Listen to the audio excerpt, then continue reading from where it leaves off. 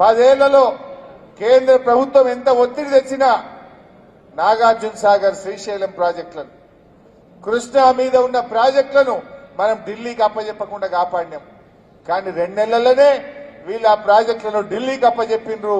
ఇవాళ మనకు మంచినీళ్లు కావాలన్నా, కరెంటు కావాలన్నా, కాలువ నీళ్లు కావాలన్నా ఢిల్లీని అడుక్కునే పరిస్థితి తెచ్చిపెట్టింది.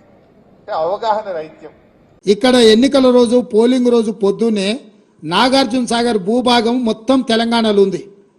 నాగార్జున సాగర్ ప్రాజెక్టు కంప్లీట్గా తెలంగాణ స్వాధీనంలో ఉంది. కనీసము శ్రీశైలం అన్న సగం వాళ్ళ చేతిలో ఉంది, సగం మన చేతిలో ఉంది. జగన్మోహన్ రెడ్డి పోలీసులు తుపాకులు వేసుకొని నాగార్జున సాగర్ డ్యామ్ మీదకి వచ్చి ప్రాజెక్టును హ్యాండ్ ఓవర్ చేసుకోరు. ఈ సన్నాసి రండా జగన్మోహన్ రెడ్డి తెలంగాణలోకి వచ్చి నాగార్జున సాగర్ ప్రాజెక్టును ఆక్రమించుకుంటే నోట్లకెళ్ళి మాట వెళ్ళలే. రండ పనులు చేసింది, లొంగిపోయింది నువ్వు చంద్రశేఖరరావు.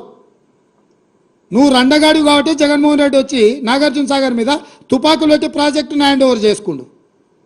అదే కాంగ్రెస్ అధికారంలో ఉన్నప్పుడు వచ్చి చూడమను, ఇవాళ రమ్మను, వచ్చి నాగార్జున సాగర్ మీదకి రమ్మను జగన్మోహన్ రెడ్డిని.